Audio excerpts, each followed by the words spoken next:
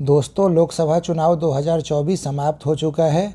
इस लोकसभा चुनाव में महिलाओं की स्थिति कैसी रही, महिलाओं का परफॉर्मेंस कैसा रहा, किस दल से कितनी महिलाएं चयनित हुई, कुल कितनी महिलाएं चयनित हुई, पिछले वर्ष के अनुपात में महिलाओं का चयन में वृद्धि हुई है या कमी आई है, इसके बारे में हम लोग इस वीडियो में चर्चा करेंगे।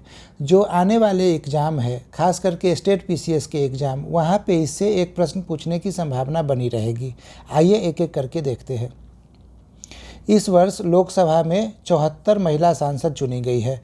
ठीक है, 2019 में इसकी संख्या 78 थी, इसीलिए 2019 की तुलना में महिला सांसदों की संख्या में कमी आई है, 4 की कमी आ गई है। जब हम 1952 की बात करते हैं तो 1952 में भारत के पहले चुनाव की तुलना में 52 अधिक महिलाएं चुनी गई है, यानी पहले चुनाव में सिर्फ 22 महिलाएं चुनी गई थी। ठीक है, तो इस साल के लिए याद रखिएगा 74 महिला। पहले वर्ष की 2019 से तुलना किया जाए तो 19 में 78 महिलाएं चुनी गई थी, तो 4 की कमी आई है। ठीक है, आगे बढ़ते हैं।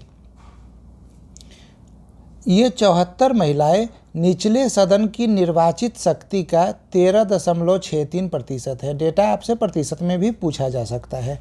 और ये अंतिम चुनाव है जिसमें महिलाओं को रिजर्वेशन नहीं दिया गया है। अगला जो चुनाव होगा वो परिसीमन अभ्यास के बाद होगा, जिसमें महिलाओं को 33% सीट आरक्षित करने का प्रावधान किया गया है। ये 33% रिजर्वेशन जो दिया जा रहा है, यह 106वें संविधान अधिनियम के द्वारा दिया जा रहा है। ठीक है, महिला वंदन अधिनियम इसे कहा गया।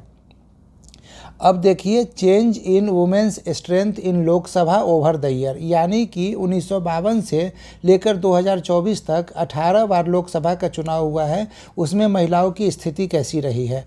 तो महिलाओं की स्थिति आप 52 में देखिए 4.41, फिर 5.46, 6.2128, फिर 67 में ये घट जा रहा है 5.58, फिर 71 में 4.22 और घट गया, 77 में 3.51।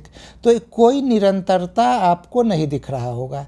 बस एक चीज़ ध्यान रखना है कि 2009 के बाद 10% का आंकड़ा छुआ गया, यानी महिलाओं की स्थिति बहुत अच्छी नहीं है। और 18वें लोकसभा चुनाव के बाद भी कितनी महिलाएं चुनी जा रही है, तो सिर्फ 13.63%। ठीक है, यही वो रीजन है जिस वजह से 33% रिजर्वेशन दिया जा रहा है अगले चुनाव से। सर्वाधिक महिलाएं कब चुनी गई, तो 2019 में चुनी गई है, जिसकी संख्या कितनी थी, तो 78 थी।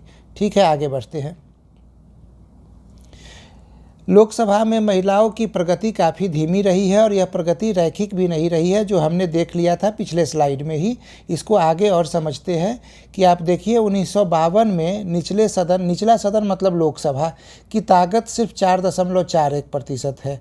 एक साल बाद 62 में ये बढ़ के 6% से अधिक होता है, फिर 71 में ये घट के 4% से नीचे आ जाता है।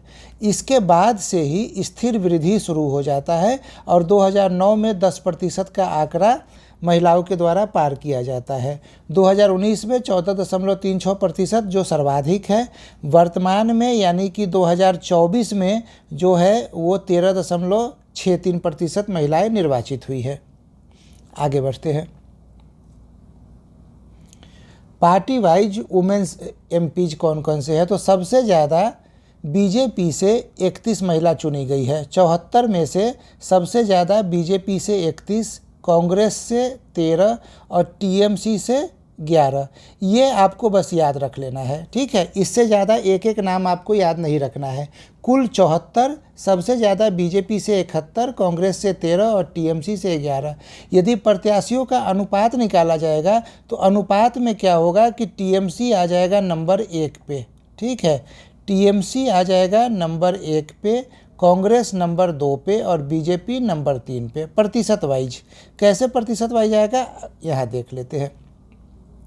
यहाँ वही डेटा रिपीट हो गया है कि भाजपा से 31, कांग्रेस से 13, टीएमसी से 11, सपा से 5, द्रमुक से 3। ये इम्पोर्टेंट नहीं है, ये 3 डेटा आप लोग याद रखिएगा। ठीक है, आगे बढ़ते हैं। लोकसभा में दोहरे अंकों वाली महिला सांसदों वाली 3 पार्टियों में, 3 पार्टी को हमने देख लिया था, भाजपा 31, कांग्रेस 13 और टीएमसी 11। इसमें सर्वाधिक अनुपात 37.93% टीएमसी का है, मतलब टीएमसी से महिलाएं सबसे ज़्यादा महिलाएं कैंडिडेट जीती है। इसके बाद 13% है लगभग कांग्रेस का और भाजपा का 12.92%। तो आप इस अनुपात का रैंकिंग भी ध्यान में रख लीजिएगा, 1, 2 और 3, ठीक है। और संख्या का क्रम तो आपको याद हो ही गया होगा। 31 है, 31 को जब पलट दीजिएगा तो 13 आ जाएगा, ठीक है। और 11 फिर आप याद कर लीजिए। आगे बढ़ते हैं। लोकसभा में महिलाओं की स्थिति में 2024 के लोकसभा चुनाव में कुल उम्मीदवार थे 8,360। इसमें लगभग 10% महिलाएं थी, जबकि 1957 में जो चुनाव हुआ था वहां महिलाओं की संख्या सिर्फ 3% थी। भाजपा के लगभग 16% उम्मीदवार महिलाएं थी, जबकि कांग्रेस की 13% महिलाएं उम्मीदवार थी, और दोनों समग्र औसत से अधिक थे। ये भी हमें ध्यान में रखना है। आगे बढ़ते हैं। चुनी गई 74 महिला सांसदों में से 43 पहली बार सांसद बनी है, ठीक है। और एक है मीसा भारती, ये राष्ट्रीय जनता दल की मीसा भारती है, ठीक है। ये राज्यसभा से पहले से सांसद थी, लोकसभा में पहली बार चुनी गई है। जो नवागंतुक सांसद है उसमें महिलाओं की संख्या 59% है। 74 का लगभग 59%, 43 आएगा, 59% है। जबकि ओवरऑल ये 52% है, मतलब ओवरऑल से ज़्यादा है। महिलाओं का औसत उम्र 50 साल है, जबकि सदन का औसत उम्र 56 वर्ष है। ये सारा डेटा मैंने कहाँ से लिया है? तो ये सारा डेटा मैंने इंडियन एक्सप्रेस न्यूज़पेपर से लिया है, ठीक है। आगे बढ़ते हैं। अब थोड़ा बिहार की स्थिति देख लेते हैं, क्योंकि आप लोगों को बीपीएससी का भी एग्ज़ाम देना है। तो झारखंड के अलग होने के बाद पहली बार बिहार से 5 महिलाएं लोकसभा में चुन के गई है एज ए सांसद। उसमें से पहली है मीसा भारती, ये राजद की है और ये पाटलिपुत्र सीट से जीती है, पाटलिपुत्र सीट से जीती है, ठीक है। अब ये विजय लक्ष्मी कुशवाहा, ये जदयू से है, नीतीश कुमार के पार्टी से। राजद मतलब तेजस्वी यादव के पार्टी से। तो विजय लक्ष्मी कुशवाहा जो है वो सिवान से जीती है।